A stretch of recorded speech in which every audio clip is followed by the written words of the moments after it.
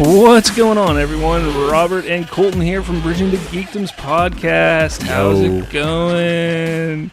Happy Memorial Day. Happy Memorial Day weekend and such. Hopefully you got to spend some time with your family, as well as remember those who have fallen for our lovely country here. Hopefully you did like 17 butt chugs. All right. So this week's episode, I know that we're supposed to be continuing the music aspect of things. We skipped last week. You're a music aspect of things. But I do have this stuff lined up for music. We will get to that. But the big news this week is Solo, a Star Wars story. So we're going to talk about that. We're going to review that this week. Big time. We're going to review that. But there are some things that I want to talk about prior to that. So first off, how's things going with you, Colton? What's been new? Things are going. Things are going? Yeah. Things are going? Just had a random like $200 come out of my bank account, so. What now? I don't even know. I think it's for the website, to be honest. I think Wix charged me like $200. $200? $204. Holy crap! You could probably cancel it and get it back. No, I'm gonna try to as soon as we're done. Oh boy. Yeah. But other than that, I'm here. Yeah. Here, queer, deal with it, but not the queer part. Nicole may have some questions about that. No, I'm not gay. That's good. Nothing else going on with you, though? Nah, not really. No. Just doing stuff and things. Sorry if you hear any ambient noise. My son's over playing Xbox in the other room. You can kind of hear him sometimes, so yeah. I apologize for the ambient noise. You gotta pull out the whip, man. Stop it. Damn it, Bobby. But it's not Bobby, it's Chase. Damn it, Chase. Well, Bobby rolls off the tongue easier. Yeah, that's true. But I'm Chase. No, you're Bobby. So, I don't know if you guys listened to last week's episode of Star Wars Talk. Probably not. We don't get as many listeners for that as we do. Yeah, that podcast sucks. But I do want to talk about a movie that I watched actually about a week or so ago. About a week ago.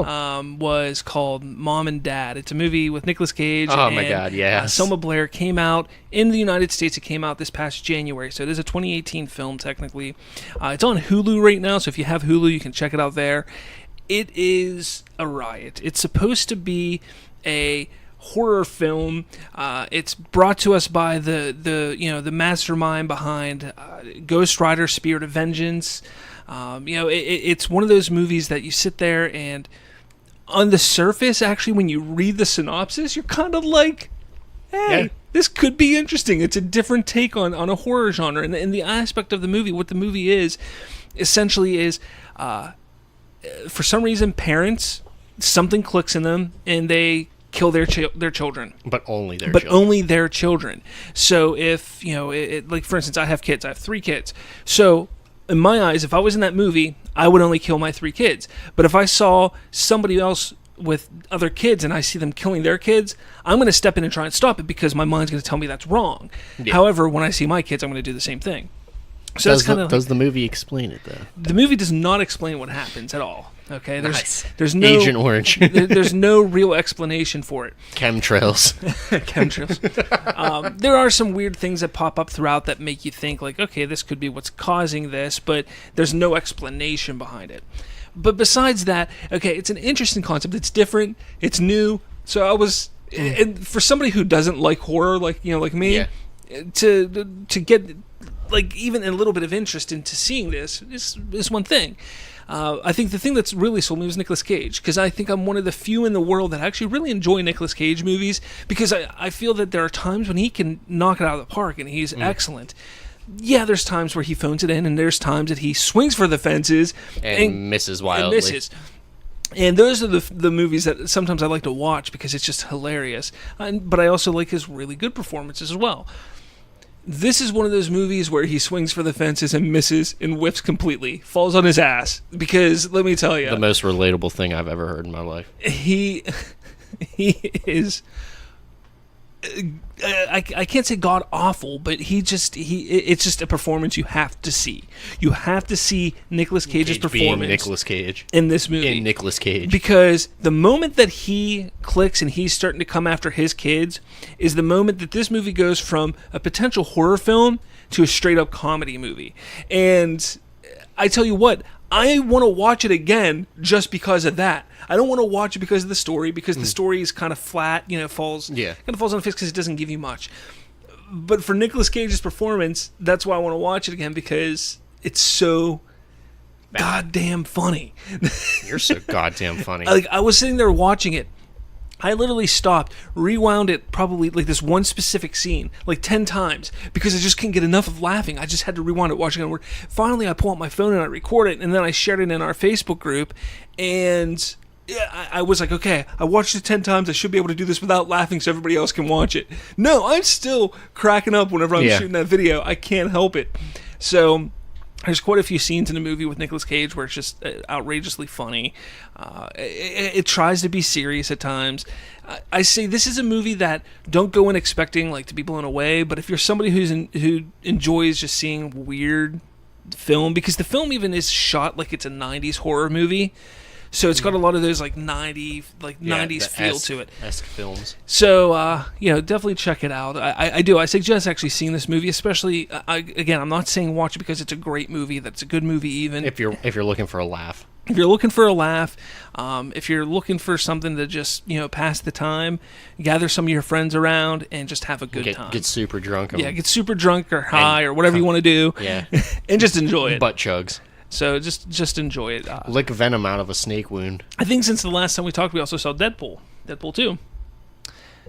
Yeah, no, because we didn't do an episode last week. Yeah, we did do an episode last week. Deadpool 2, I really enjoyed it. Yeah, no, it was a good movie. Really good movie. I will say that it's not better than the first one. I will say it's at least as good as the first one. I've heard a lot of people who say, I like it better than the first, but then I hear a lot of people who say, I like the first better.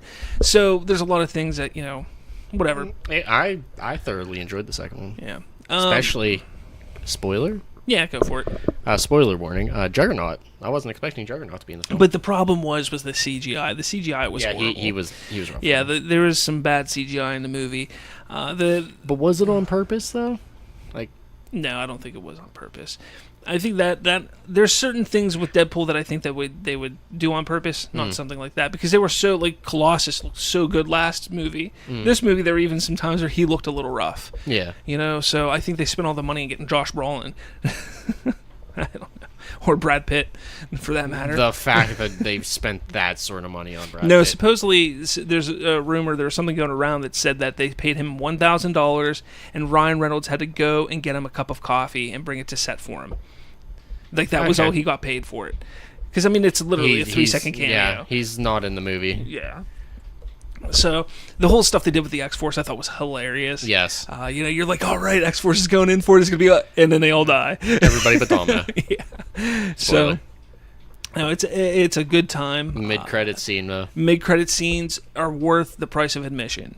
Yeah. You can sit through that movie and not laugh one time, but there's no way... How? I don't know. But there would be no way that you would not laugh in those mid-credit scenes. It's just impossible. Especially if you know the history of Ryan Reynolds and superhero films, that you're going to laugh. Ryan Reynolds just ruthlessly picks himself apart. Exactly. It's fantastic. Some things I didn't like about it, I wanted more Dopinder. He was in it very briefly, the cab driver. Oh, yeah. He wasn't in it as much as I wanted him to be, because I thought that he was a standout in the first one, and I was really hoping that he'd have more to do this movie. There's actually another really funny Easter egg in it, because the whole thing with J.T. Miller, how there were sexual harassment charges going on with him. Well, there's a scene where they're in the bar and they're talking, and on the screen behind him is the report of the sexual allegations of Kevin Spacey. That's funny. So, and supposedly it was like something like they offered a role to who was the guy that played for Kevin Spacey in that one movie? I can't remember his name. So descriptive. But I can't remember the movie, because remember I can't remember his name. It's driving me insane. You're not even giving me the name of the movie, my guy. Because I can't even remember the name of the movie. You're like, give me that thing when he was in this place at that time. No, I don't. Jeez. Christopher Plummer, there we go. Because Christopher Plummer replaced Kevin Spacey in a film, and the news report comes up, Deadpool 2 role offered to Christopher Plummer but turned down. And so it's like making fun of, because he replaced Kevin Spacey, he would have replaced J.T. Miller. So there's a lot of funny little things like that, even in the background, that if you don't pay attention, you're going to miss. So there's a lot of good stuff in that movie, and some cameos that pop up and everything that I think were worth it. It was a good time. It was a good movie. Definitely a good time. So Not much. I think everybody's seen Deadpool 2 anyway, so there's not much to talk about at this point. Infinity War. We talked about that. We had a quite a large. We had about 5-hour discussion about that movie. Saw it again. I forgot to mention that. I saw it again yesterday. Yeah, yesterday. Yeah, it was cool. Yeah, that's good. It was funny watching it with someone who doesn't watch Marvel films. Oh, really? And she was just mind blown. Really? So I took my cousin. Yeah, but I mean, she's never watched any other ones. She watched Guardians of the Galaxy. Okay. That was, I think, one, and that was it. Wow. She's like, I want to see Infinity War. I was like, okay. It was funny, spoiler, watching like Thanos snap his fingers. Yeah. She was like, what was that? I was like, just watch. And then like when Bucky died, she was like, the one moment in Solo, like I always say, like I love whenever I'm sitting in a movie and I am seeing it another time, but I'm seeing it the first weekend when everybody else is seeing it for the first time. I love kind of like sitting back and just watching the reaction and just experiencing that event through everybody else's eyes, and I like, to me, like I did that with Infinity War. The second time I went and saw that, I did that with the Red Skull reveal. Like I sat back and I wanted to see and hear and feel everybody's reaction to it, and it's just so cool. And we'll get into the Solo stuff in a little bit. Oh my god, that's Solo stuff. But no, it was cool just because I normally just go see a movie once, and because I normally go with Nicole, but since she's home, I had to improvise. Yeah. So. I never get that reaction because we just go see it. I'd be like, you want to see Infinity War again? No, not really. Okay. I'm not going to do this. So another thing, let's see. So we saw some movies. We had a lot of finales, TV finales that came up over the past couple of weeks. That's all you, my man. Arrow was disappointing. Definitely a letdown, especially after last season. Last season was fantastic. This season was not great. Supergirl's still going on. I think it's got like 14 more weeks left or something. I don't know. It's got I don't know how many. I think it's on episode 21 right now, so I think it's got 2 more episodes left. Let's see what else is going on. Flash was disappointing, although it gave us a cool little tidbit and look into the future of what could happen next season. And I'm planning on getting my buddy Phelan, Jonathan, who's been on here multiple times before for DC stuff. I'm planning on getting him on to a show one time, and we're going to recap as much of the CW verse as we possibly can and talk about what we think is going to come next year.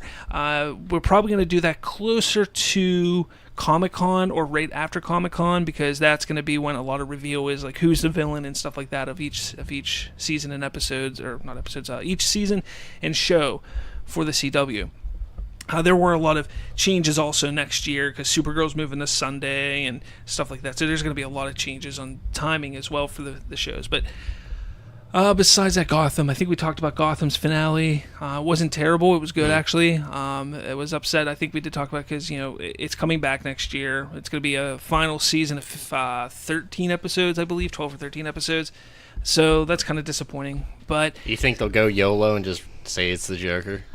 They can't. They're not allowed. But it's their final season, Look, though. I still say... Just YOLO. And I hope that somebody from Warner Brothers or DC Universe is listening to me here. Listen to me, because I have some insight. This could help you a little bit. So next year, later in 2018, not 2019, later in 2018, this fall, they're releasing DC Universe, their streaming service. Okay, we got Titans that's coming up. We got a spin-off of Titans, which is going to be Doom Patrol. That's going to be a little bit later. They're talking about the show Swamp Thing. They're doing an animated Harley Quinn TV show. They have a whole bunch of that on the slate that they're going to be putting on this, as well as all their back catalog of things, I'm sure. So a lot of their animated movies and TV shows and stuff like that are going to be there. But you want to get people on, and there you go. We go. You want to get people into the service now, and you figure, I don't know, I don't have the numbers up, but you have X amount of people who watch Gotham on a weekly basis. On a weekly basis, you have a number of people watching Gotham. So Fox doesn't want to continue with it. I think what they need to do before they really get into writing this season is sit down with Fox and say, look, if you are serious about not wanting to continue this, let us take it and put it on our streaming service. We will run it. We'll take it for a year. If it's still doing big after that year, if you want to bring it back to Fox, go for it. If not, let us keep it for another year, and go like that. Because what that's going to do is that'll pull people who really like Gotham. Guess what? They're now going to get that streaming service. They're going to get that app to watch Gotham. But they're not only going to watch Gotham because there's other shows on there that they're going to try out, and that's how you're going to pull people in. You know, you're not going to just say, hey, we got new shows. Yeah, I mean, there's going to be a lot of people that are like me. I'm going to check it out whether Gotham's on it or not. But there's people that you can get pulled onto it who would not have otherwise. And I think that'd be a smart idea to go with, you know. At least give us another season. Why not? I have an idea. Promise a bottle of Red Hot with every subscription. I mean, I'd be totally in. It's like, here, bottle of Red Hots in the mail. I live on that stuff. Think about it. Your first month's subscription essentially pays for the bottle of Red Hot. And that's it. Yeah, I guess so. It's a self-fulfilling thing. Let's see. We can get away from TV now. Video games. Have you played anything new lately? Nah. No. I haven't had time. I played Pokemon the other day. Oh, God. I said anything new or interesting. Okay. I played Pokemon Ultra Moon. I said the other day. New or interesting. Interesting being key. That is new. Interesting. It's new. Let's see. I have actually, again, I mean, my console gaming days seem to be dwindling for me, unfortunately. Oh, I played Red Dead the other day. But I got into the new mobile Dragon Ball game came out a couple weeks ago. On Android, not on iOS yet. On Android. It comes out in June. Later June. Yeah. But it came out on Android. I have an Android. And so I picked it up. You know, it was kind of like, I'm not a big mobile game fan. I do play DC Legends, but that's only because a couple of my buddies at work were like, hey, you should get into this. And it was one of those things where it's more of a thing that, like, I don't enjoy playing it, but I feel like I have to play it because I've done so much already. You know, I don't want to miss out on things. It's kind of ridiculous, but it's a crack. But Dragon Ball Legends is the name of the new Dragon Ball game. So I gave it a shot. It's actually not bad. Yeah, from what I played, it's pretty good. It's a pretty good fighter. It's pretty solid, you know, and it's an interesting concept. It's very similar to, say, something like, you know, your DC Legends. It's got a same, you know, there's some similarities to it, but it's a lot more interactive. And I really enjoy it. It does have its own little storyline. That it's like it's a tournament that's going on, and there's a new Saiyan who is your main character who's introduced, called Shallot, or Shallot. I don't know how you want to say it. I say Shallot. Cauliflower. So, anyways, that's kind of what they're going for there. But then you play other stories. Like right now, there's a side story, not a side story, but they have the actual Dragon Ball Z storyline going on that you can play, and you have to defeat Raditz and then go from there. Then you fight Nappa. And exactly. Saberman. Yeah, I mean and Vegeta. So you have that going on there. Of course, I don't know how far it goes. Garlic Jr. Because honestly, right now, like how much I'm playing it, I still have not gotten past Raditz because his power level is so high. Like, it jumps up. Like, I fought him, he was at 200. I got up to 200, he was at 250. I got to 230, he's 300. I barely beat him at 300. He's at almost 400 now. You know, like, his power level jumps each match that you fight him. That keeps you playing, though. Exactly. So, and it's trying to build up my team because you get other members, Goku, and honestly, which is bizarre, but I know it's only the beginning of the game, but my three strongest, obviously Goku's one of them, but Yamcha is my second strongest character, or third strongest, because my main character Shallot's my strongest. But you doing that Wolfgang fist?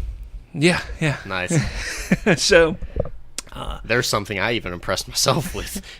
So there's, it's an interesting game. If you have an Android, I say check it out. I think you'll enjoy it. I want to say it's June 14th. It comes out on iOS. iOS, I think it's mid to late June. Yeah. You can actually pre-order it. Yeah, now, so I have it pre-ordered. Right whenever it's available, it'll just download onto your phone then. Yeah, it's gonna be tits. Yeah, so it should be pretty cool.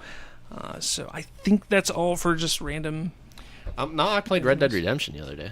I got Nicole into Red Dead. Really? Yeah, she just like when she was playing Grand Theft Auto 5, just running around punching cows and people. I mean, it's essentially Grand Theft Auto. Yeah, that's what I told her. I was like, Western setting.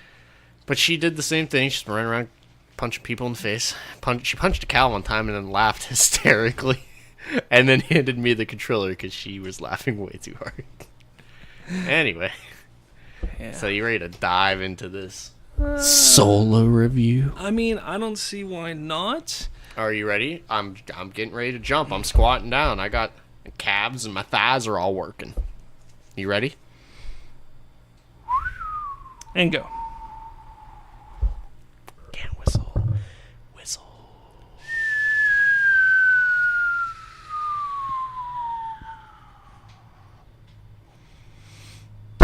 All right, there we And go. here we are in Solo. We fell pretty far.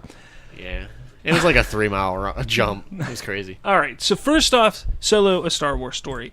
So, if you've listened to Star Wars talk at all, or even sometimes from time to time on Bridging the Geekdoms or the past, the remote control, you have known that I myself, Robert Slavinsky, had said multiple times, that we do not need this movie. That this is a movie that was pointless. We don't need it. If they were going to do a standalone, do something that the fans wanted, do something that would be enjoyable. Obi-Wan.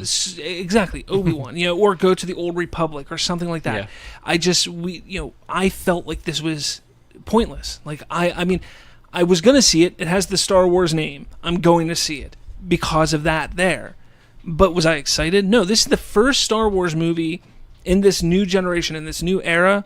Even before that, because Episode 3, I took time off of work to go see these movies. Like, I would take the weekend, like, for 7, for Rogue One, and for 8. I took an entire weekend of work off so I could go see it myself, take my family, see it again, and that's what I do.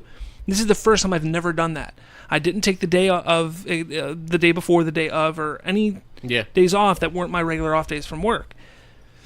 So, this was very different for me, and I know going to the theater, getting my tickets, sitting there, I wasn't thinking like, oh, I'm about to watch a Star Wars movie. And you were thinking like, oh, I'm about to watch a subpar mediocre. And here's the thing. I mean, on top of the fact that I didn't believe that we needed this movie, all of the shit and the shenanigans that went behind the scenes with the directors, them supposedly creating a comedy, and then Kathleen Kennedy, firing them, bringing in Ron Howard, then rumor coming up that Alden Ehrenreich had to have an acting coach on set to help him, even be able to make this film. Then they had to get rid of Michael K. Williams and bring in Paul Bettany, and there's so much behind the scenes going on with this movie that, to me, I was just like, what are we getting ourselves into?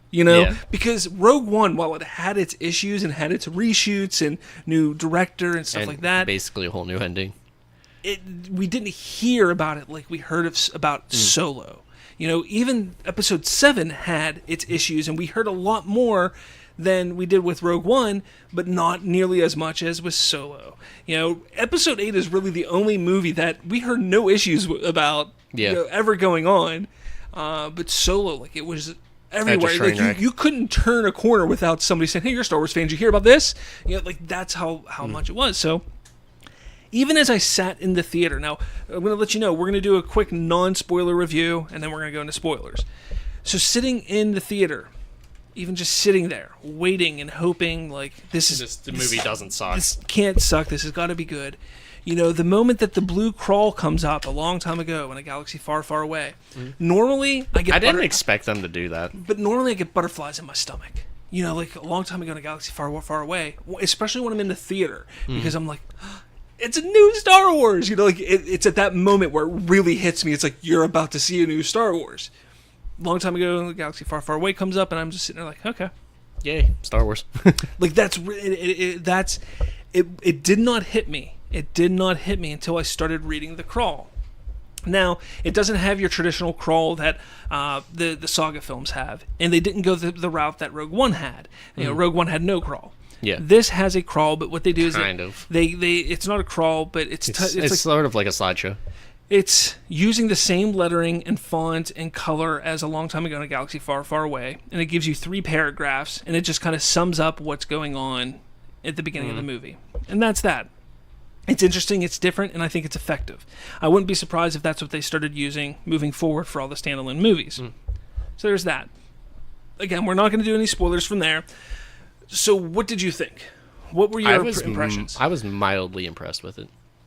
I walked in with basically the same mindset you did. Like, I wasn't expecting much. walked out and I was impressed. Yeah. I was very impressed with the film. I walked out excited. Yes. I walked out wanting a sequel. Yeah, I was going to say, the first thing you said was, so I'm ready for Solo too. Exactly. My issue is that all the fanboys are going to ruin it and we're not going to get a Solo 2. We're going to get it. We are. I think we're going to.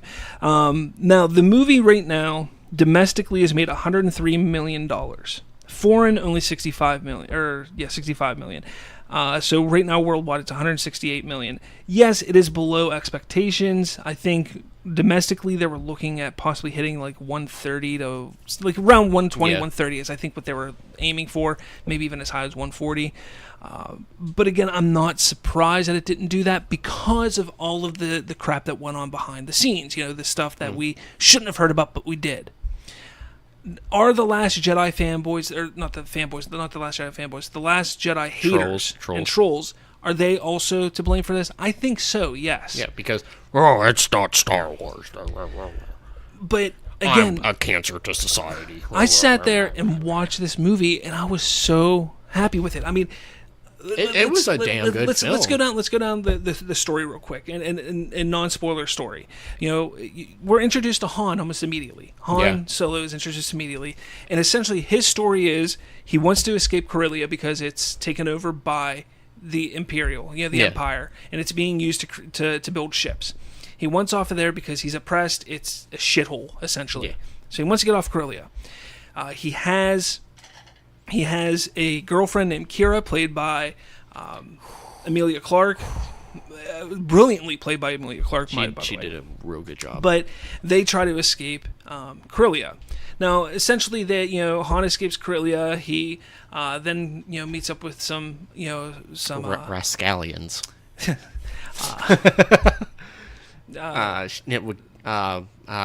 Criminals, bandits. Bandits. He teams up with some bandits, and played by Woody Harrelson. And some other people. But essentially, that's where it goes. So we're seeing the starts of Han becoming the Han Solo we know in A New Hope. We're seeing all of the little things, nails, or not nails, but we're seeing everything put into place. The pieces, the puzzle pieces put into place. Is where I want to go with that. We're starting to see that happen.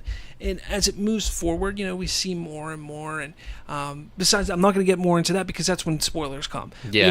He's put on missions and stuff like that to accomplish something. And again, the story was solid. It was a good film. I was worried about the story because I was like, what are they going to tell me that I don't know already? And that's the thing. They told me something that I knew about, but now I know more about it. Which I liked. So that's the story. The story is solid. It's the transition of Han Solo as a kid, essentially, not a kid. He was like 20. Yeah, but a young adult, to becoming the man that we see in Episode 4. Yeah. So that's the story. The characters, the people who, because again, we know the characters. We know Alden Ehrenreich played Han Solo. Emilia Clarke played Kira. Woody Harrelson plays Beckett. We have Chewbacca plays Chewbacca. Who played Lando? Not Michael B. Jordan. Jeez. Childish Gambino, a.k.a. Donald Glover. Who did a fine job. Yes, fantastic job. So I'm going to start with him real quick. Holy crap, yeah, dude. Donald Glover's a phenomenal actor. I know he's a good actor. I know that. I've always known that he's a good actor. He's a good rapper, too. His portrayal of Lando, and the second time I saw it with my mom, and I wanted to see her opinion on it because she's a casual Star Wars fan. She's seen all the movies more than once, but she's seen all the movies. She's your mom after all, and she's not like me or you or even the diehard fans who've seen it 500 times. Yeah. She's seen it a few times. So I go, I want to see what her opinion is on Lando and what he did with Lando, and she goes, wow. He killed it. She's like, and she said the same thing that I said. Like, there were moments where you thought it was Billy D. Williams. Yep. Like, by the way he talked, the introduction to him, the first words that you hear him say, I literally thought that the camera was going to pan and it was going to be Billy D. Williams. That's how good he did with portraying Lando. fantastic. He took his advice, yeah. I Be mean, cool. fantastic. He was real cool. There was a moment that I felt was not Lando, but was more was more Donald. Billy D. Williams than Lando. Like it seemed like it was Billy D. and not Lando that Donald Glover was playing. No, I thought you confused your actors there for a second. No. I have it right here, but we'll get into that with the spoiler section. Let's see, Alden Ehrenreich. What did you think of him as Han Solo? At first, it was a little rough because he wasn't Harrison Ford. Exactly. But once you get past that, he's a good Han. He is a good Han, and I've seen some people post online like things like, why didn't they get that one actor? What the heck is his name? I don't know, but he does impressions all the time. Yeah, and because he does impressions. That's why. Exactly. Not only that, but he plays his impression as of Han Solo from Episode 4 forward. Yeah. Okay, we know that Han. We're learning a Han. That. We're discovering a Han before that. Alden Ehrenreich does it, and yes, it's tough. The first time you watch it, it's like it's like that's not Harrison Ford. That's not Harrison Ford, but you see some of the mannerisms, you see some of the charm within his acting, just like Harrison Ford had with the role. But that's also because he wasn't Han yet. And he's not the Han Solo we know. He's not Han Solo yet. And that's what I'm trying to, what I try to tell people is like, go watch this movie. If the only reason why you're not going to see it is because you don't want to see Alden Ehrenreich as playing Han, you need to get you're missing out. You're not a Star Wars fan. No, it's not that you're not a Star Wars fan. You're missing out. Like, you're just, go see it. It explains, like, you see him change over the course of the movie, and even at the end of the movie he's not quite Han Solo in Episode 4, but we still got like 10 years until we hit there.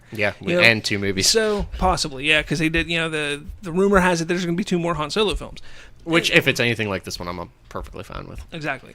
So I think he did a bang up job. Excellent. Make the Solo trilogy Ron Howard's trilogy. Yeah, I'd be totally down. Just totally down. Give Ron Howard a Star Wars trilogy. Okay, so Emilia Clarke as Kira. What did you think? She was pretty good. Yeah. She had her moments where it was like, Really? Yeah. See, I thought she did. I thought she was perfect, brilliant through the entire movie. But first off, she's adorable. I mean, she wasn't blonde. She wasn't blonde, which helps. It's not that I don't like blondes. I just think she in particular looks better as a brunette. See, from Game of Thrones, I can't see her not blonde. Really? It's just like, stop. Whatever. No, I think she does a hell of a job. What I like, and I don't know if you caught this, but there's a lot of parallels to her and Leia. I caught that. Because of the type of character she is. But then you also have to remember that Han is attracted to a certain type of woman. He was attracted to Leia for a reason.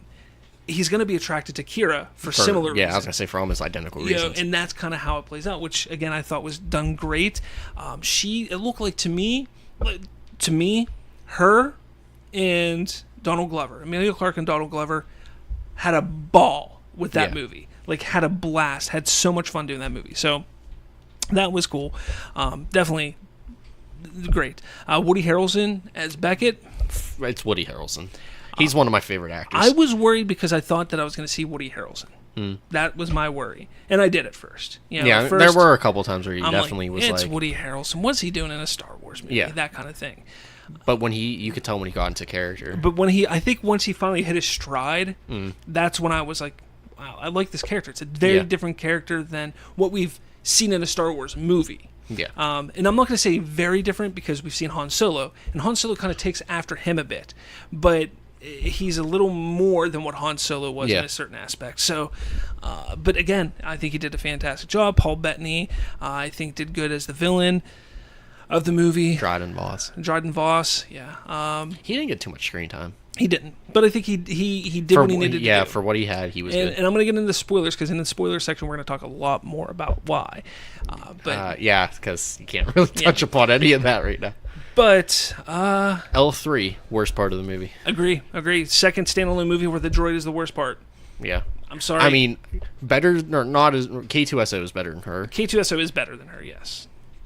Not by much. Yeah, I agree. I was so happy when things happened. Yes. Yeah. But again, it's one of those movies. Go see it. If you haven't seen it, go see it. Yeah. You'll enjoy it. I'm telling you. You'll be Don't listen satisfied. to Rotten Tomatoes 71% score. Don't It's listen trolls to and everybody. Don't listen to the people who are out there trolling the movie. You know, sitting there on the Facebook groups. I'm not going to see it because of this. I'm not going to see it. This movie sucked. I guarantee if you ask them, they didn't see it, because everybody that I've ever spoken to that has seen the movie has come out mildly impressed. Has come out saying it's a good movie. Some have said it's great. Some have said it's good.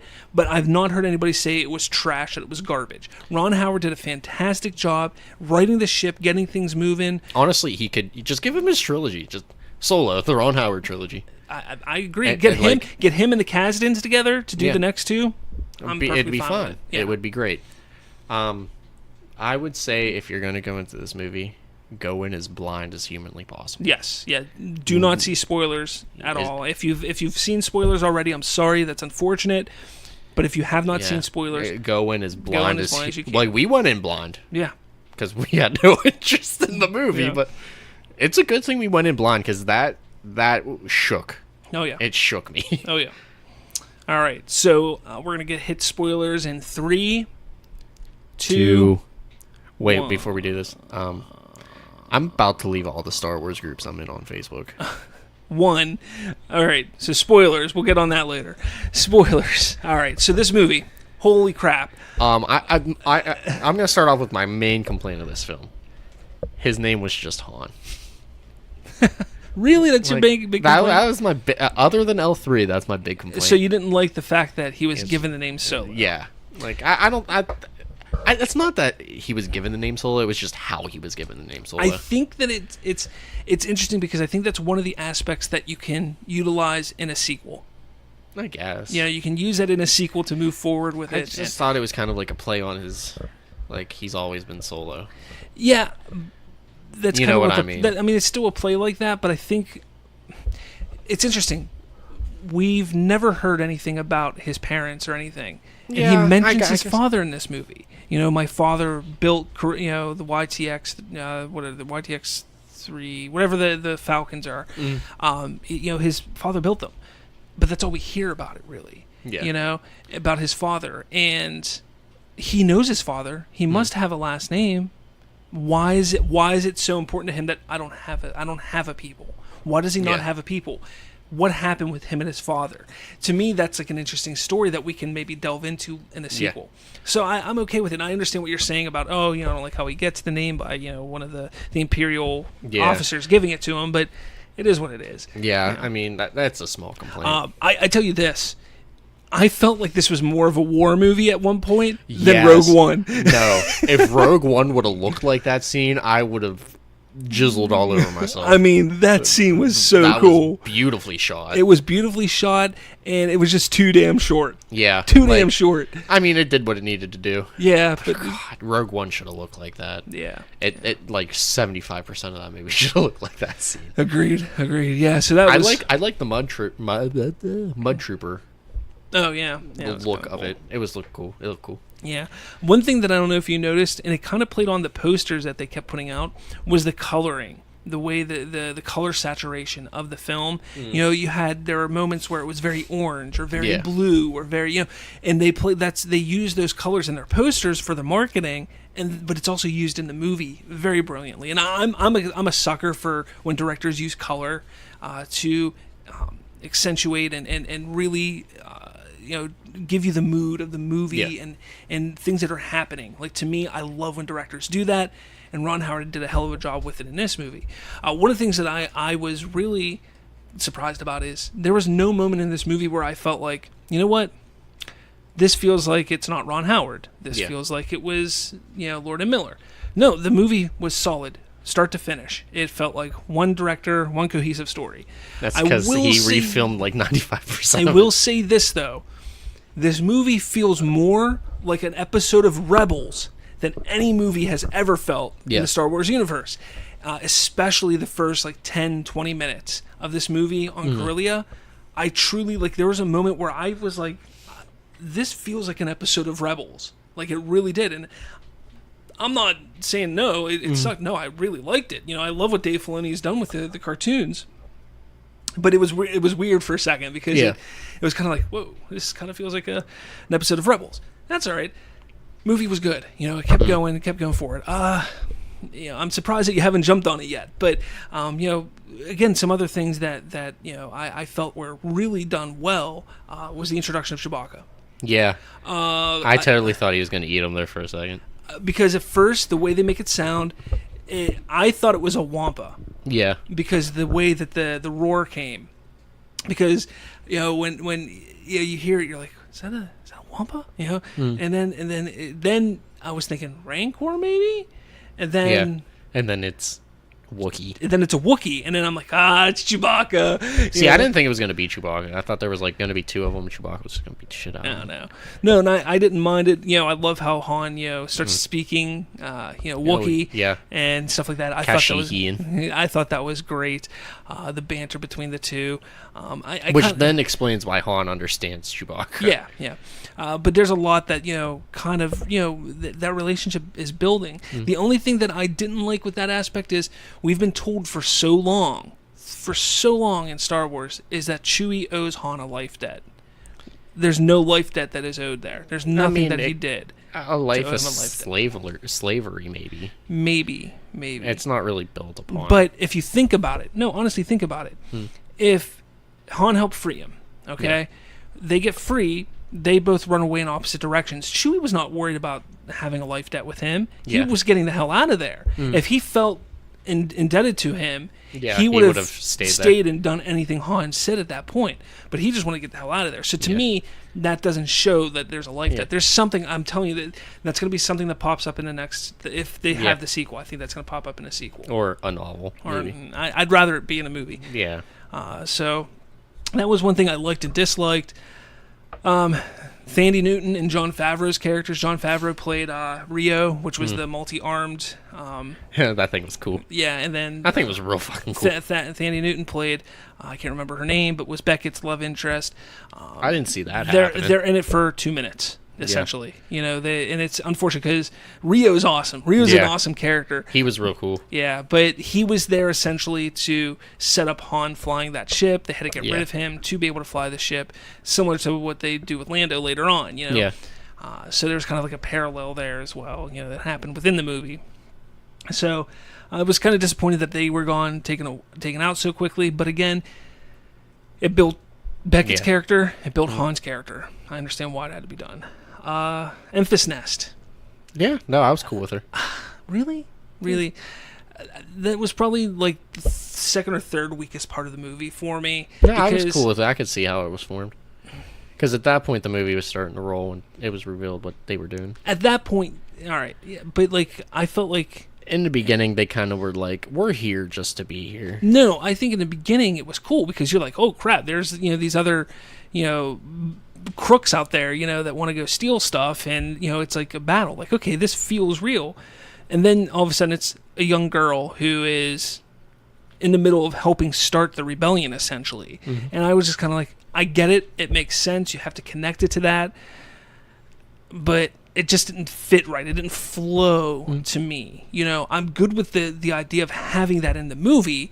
I just didn't think it flowed with those specific characters. But the interesting thing, Warwick Davis is in it. He's the one who's played in almost every Star Wars movie. He was Wicket in Return of the Jedi, and stuff like that. Well, he was also in Episode 1, and he's one of the fans in Episode 1 during the pod race. All right? He was playing the same exact character in this movie, which I think is really cool. So, there's a connection to Episode 1, which, who's going to think, like, out of all the different connections that you could possibly get in a Han Solo film. You get one from Phantom Menace. You get, this one from Phantom Menace, and you're just like, and at first, like, you don't even catch it. Like, it was the second time that I watched it where I caught that. I was like, I think that's the same guy. And then I looked it up, and it sure as hell was. You're like, shit. I was like, well, damn. So, I was like, that's weird. So there's that. Getting on with, that's not the only thing from Phantom Menace. But Varden Dross, right? Varden Dross? Dryden Voss. Dryden Voss. I always see. It's weird because I'm awful with names. Normally, it's the other way around. For some reason, with him, I just can't get his name. Like, even my mom was talking to me about him last night. I'm like, I can't remember his name. Paul Bettany. So, he and Kira, my mom was questioning me, like, I don't understand exactly Kira's relationship with everything. Yeah, in the beginning, I didn't understand it until, but that's the point. That was the point. The point was to show Kira as being a love interest of Paul Bettany, but I was thinking more of slave. No, maybe he bought her from Corellia. I could see that, but the moment that did it for me, because at first I thought slave. But there was a moment where they were sitting there talking about going and getting the mineral and stuff like that, and she's sitting on the couch, and Paul Bettany's starting to walk over to her, and she puts her arm up. That's something that, like a loved one does to somebody, and he sat down, and she starts rubbing his back. Like, to me, I was like, okay, they're playing this as a love interest type of thing. That's very interesting. And then I was trying to watch Han's response to that, and you could tell that he was a little taken aback by it. He was like, whoa, for a second. Yeah. So that, to me, that's what I gathered. Like, okay, there's some kind of love interest there.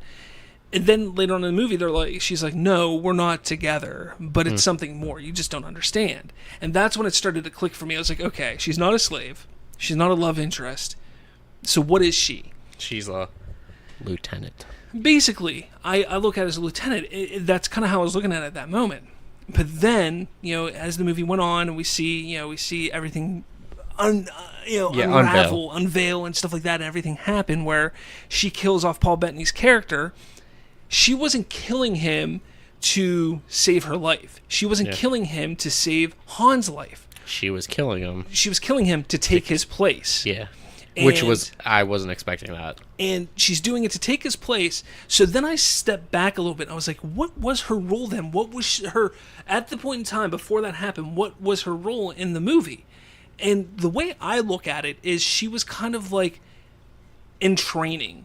She was in training to become what Paul Bettany's character was, not necessarily on his ship, not necessarily there, but potentially on another ship, on another part of the galaxy. She was going to be a general. She was going to be like a general, like a second-in-command type of thing.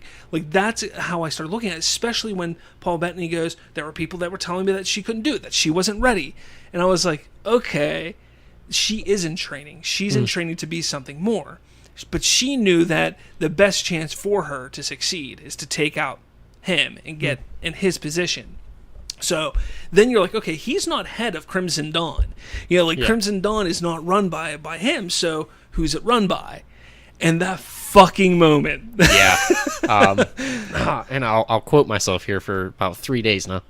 Fucking Darth Maul. Dude, okay. So it happens. And, she pulls up the hologram, and you see a robed person, and then it's the dark music, the men's choir, it's getting all dark, and I'm like, Palpatine? No, that's not Palpatine's voice.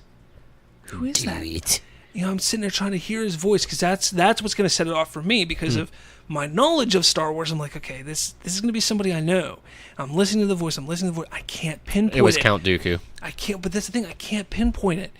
And I'm pissed at myself because as I'm sitting there watching it the second time yesterday, I'm sitting there watching it, hologram comes up, and I see the legs immediately. And I'm like, that should have given it away for me. The legs right there. But the first time I'm watching it, it literally hit me. I'm not just saying this because, I want to say, I'm good at what I'm doing. No, it literally hit me milliseconds, but before he removed his hood. Yeah. I was like, holy crap. Like, it hit me. Yeah, you started smacking me, and I was like, dude, I already know.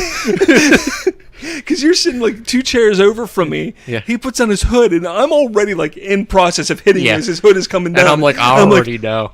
Oh, my God. We had that moment in Infinity War, like, 4 times. Happened in Solo. So when that happened, like, I couldn't No, do keep in mind, listeners, neither one of us knew that Maul was going to be in this movie. No, not at all. No, there's nobody that should have known. Yeah. Because when you think about it. Why would he be there? Why would Darth Maul be in a Han Solo film? Yeah. Like, honestly, Boba Fett. Sure, why not? Jabba the Hutt. Yeah. Yeah, absolutely. I mean, any other bounty hunter. Bosk, IG-88. Forlong, Dengar. Exactly, like any of them. Makes sense. Hell, I was even half expecting to see Darth Vader show up. Yeah, that would have been something, too. I wouldn't even have seen that. But Maul.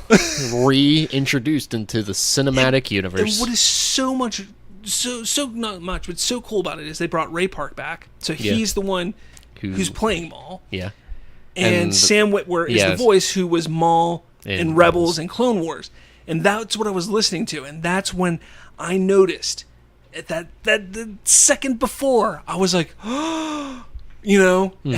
And the second time when I'm watching it, you know, last night, I'm sitting there, and I already know. I was already trying to, like, hint to my kids throughout the day that he was going to be there, but not telling them. So, like, we were at Walmart, and there was, like, this Darth Maul toy. I was like, hey, guys, how cool is this guy? They're like, that's Darth Maul. I was like, I know. He's cool, isn't he? You know? Yeah, you're like stuff like your minds are about to be blown.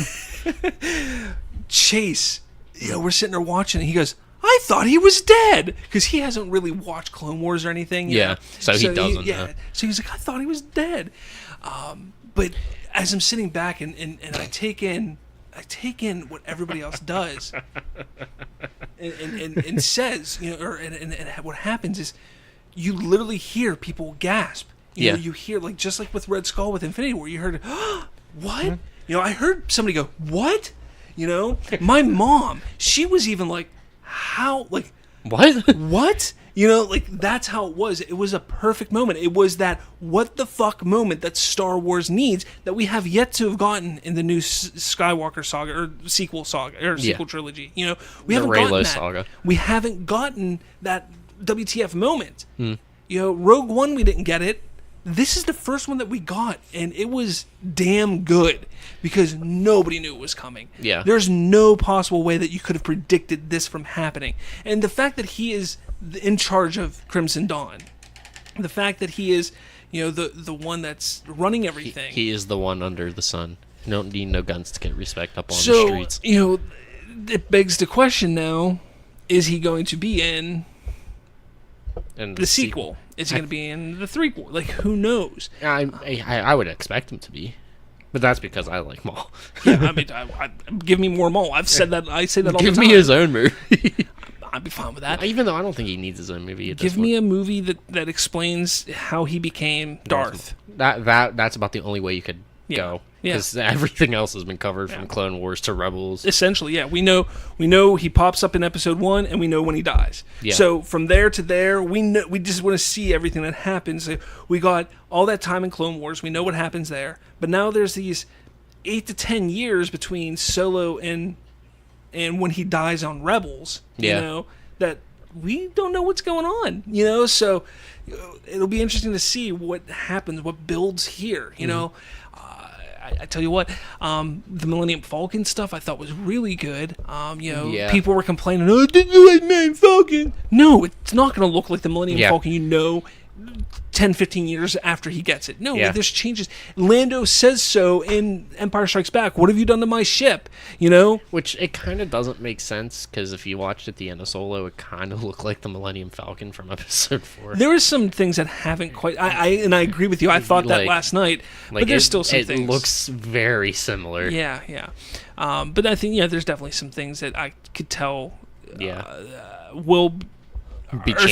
are changing between the two, because you know that. I mean, the fact that the Millennium Falcon's that fucking. My favorite thing is because at the end of the movie, he plays a game of sabacc with him, and takes that card out from up his sleeve, and he doesn't even use it. Like, he's just like, you would have beat me if you would have had this, but you don't, and here's my cards, and I got you. You know. And he goes, I beat you fair and square, and I love that he says that, because in Empire Strikes Back, he's like, your ship, I beat you fair and square. Like, it's something that he has to constantly remind Lando, like, dude, I beat you fair and square. Yeah. Like, I won. And there's a reason for it now that he says that. Yeah. Because for the longest time, I always thought that Han did something to win, to cheat possibly, or push the limit to maybe cheat but not. No, it was Lando who was the cheater, and it makes more sense now. It's so much cooler that way. So, God, the saber's so cool. So I enjoyed that. L3, look. Hold on. Let's say we don't have anything against feminists. Women deserve equal rights by all means. Here's the thing. To me, it wasn't even about like the feminine side. It was just they basically threw a social justice warrior into the movie, and that's what they did. And thank God it died. I'll come out and say it. Thank God it died. I don't disagree with you. The moment it was on screen, I was like, God, I'm completely turned off from this movie. And then they killed it, and I was like, yes. I could reinvest in this movie. Agreed. Yeah, I enjoyed seeing all three die. I did. I think it was weird that Lando had somewhat of a romantic relationship with her. It was interesting, but it was different. I kind of dug it a little bit because it was so different. It was weird. How did you feel? So, Han Solo gets in the cockpit for the first time, and he's flying, and, Kira sits down.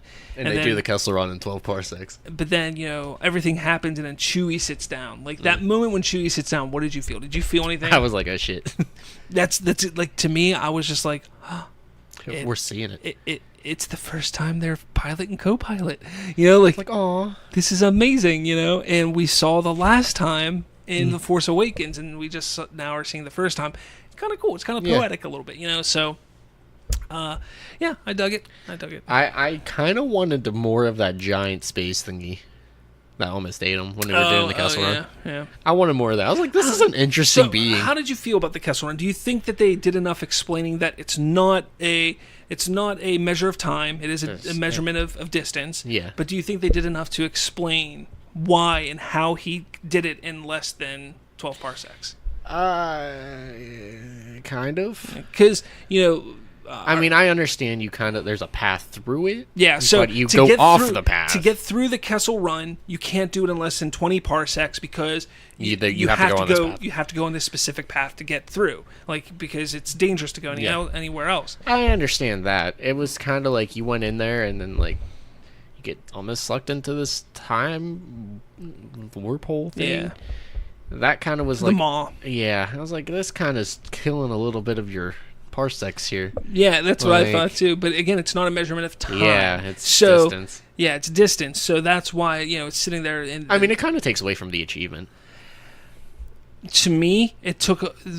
There was a moment that they're sitting there, and Kira goes, "We're sitting on half a ton of whatever that mineral is, coaxium.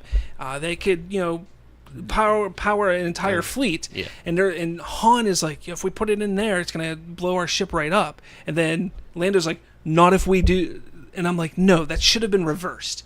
Yeah. Because if Han is the one that's known for making the Kessel Run in less than 12 parsecs, he's the one that should have come up with the idea, not Lando.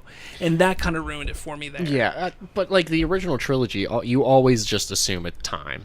You did, but I mean, again, we assumed it was time, but but it was never really explained. It's not explained, and also in real science, a parsec is not time. It is distance. It's distance. So that's why.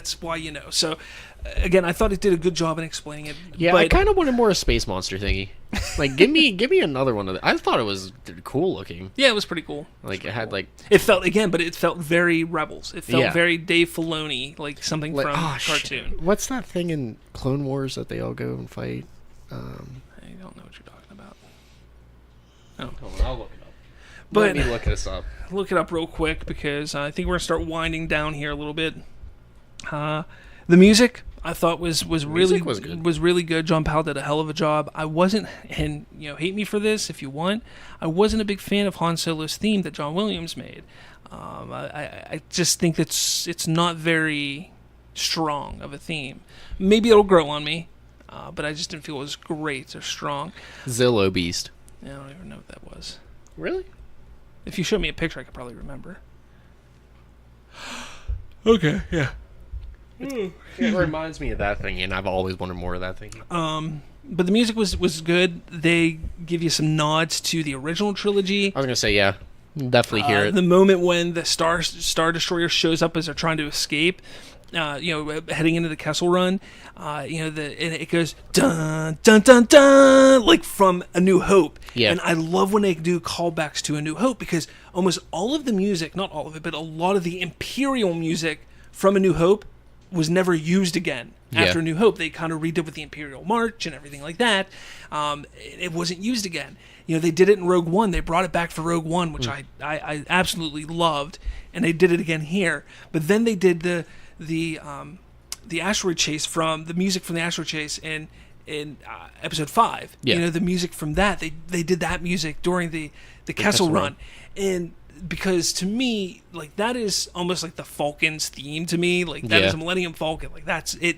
And it puts me in that chase and it worked perfect in there. You know, it was so good for that. I was disappointed. There wasn't like no major real chase scene. I mean, the Kessel Run was kind of the chase scene, and then you had the speeder chase scene in the beginning. Yeah, but there wasn't like anything like, you know what I mean? Like all heist movies. This is a heist movie, by the way. Yeah. There's no other way around it. Yeah, It's a heist movie. you get like that big like chase. Yeah, I still say the Kessel Run is that chase. What else? Oh, how did you feel about when he's in the whatever it is where they're trying to escape Corellia? When he looks over and it's the Imperial, like join the Imperials, the Empire today, and but in the background, like the video is actually playing the Imperial March, like they're aware of the Imperial March. It's being used in the movie, it's a self-aware thing. Yes. How did you feel about that? That was pretty cool. I actually like that. I liked it too, because that gives depth to the song. It also kind of gives me this thing now where I think when Darth Vader's walking around, he's going dun dun. Yeah, basically, just humming it to himself. Like even in Darth Vader's badassness, he is a kid at heart. Yeah. Because here's a bad guy that doesn't do that. Exactly, Like so, like I got my own fucking theme song. So the music was good. I'm still kind of taking in the soundtrack. Still trying to. I don't think it's on iTunes yet. It's on Spotify, so I've been listening to it on there. So it's good. Let me look that up real quick. Yeah, I think I've covered everything I want to cover, though. Yep, it's a good movie. Go see it if you haven't. If you've listened to this, all the spoilers, it sucks because you should have seen it without hearing this. But let us know what you think. What did you think of the movie of Solo? Let us know, please. Join our Facebook group. Let us know there because we liked it. We really liked it. I'm not going to sit there and say it's my favorite Star Wars movie. No, but it's about the middle of the pack for me. Yeah, it's not the worst. It's not top tier. It's a good B tier movie. And honestly, I mean, it's going to be one whenever I own it. I'm going to watch it, a bunch of times because I do enjoy watching it. Alden Ehrenreich does a hell of a job as Solo, and it holds up a second time, right? Yeah. So, hey Chase, you're in here. Hi. What did you think of Solo? It was pretty good. Really? Yeah. What was your favorite part? Whenever Darth Maul came in. Really? That was your favorite part? Yeah. Darth Maul's pretty badass. He even showed off the saber. Yeah. That was pretty cool. Yeah, he showed off his saber, which is awesome. But there you have it. That's a 9-year-old there telling you that it's a good movie. So if you have kids, go see it. 9-year-old loved it. Yeah, you're gonna it's love not it too. overly dirty or. Yeah, I mean it's gory. PG-13, but Chewbacca ripping the arms off of a guy, that was awesome. No, Chewbacca picking up a dude and using him as a hammer, smashing his head into the ground. Chewbacca was badass. Chewbacca was awesome in this movie. Yeah, he stepped up in all the Wookiee. I felt he felt more Chewbacca in this movie than he has in Episode 7 or 8. Yeah, that's because he has an actual part. Yeah, so, I like that, but. Yeah, I got nothing else. You got anything? Nah, I'm gooch. All right. Thanks for listening. Let us know what you think about it, about Solo, and we will be talking to you next week, guys. So also make sure to drink milk and get vitamin C or D. I think it's D, maybe E. I don't know. But have a good night. May the Force be with you. See you.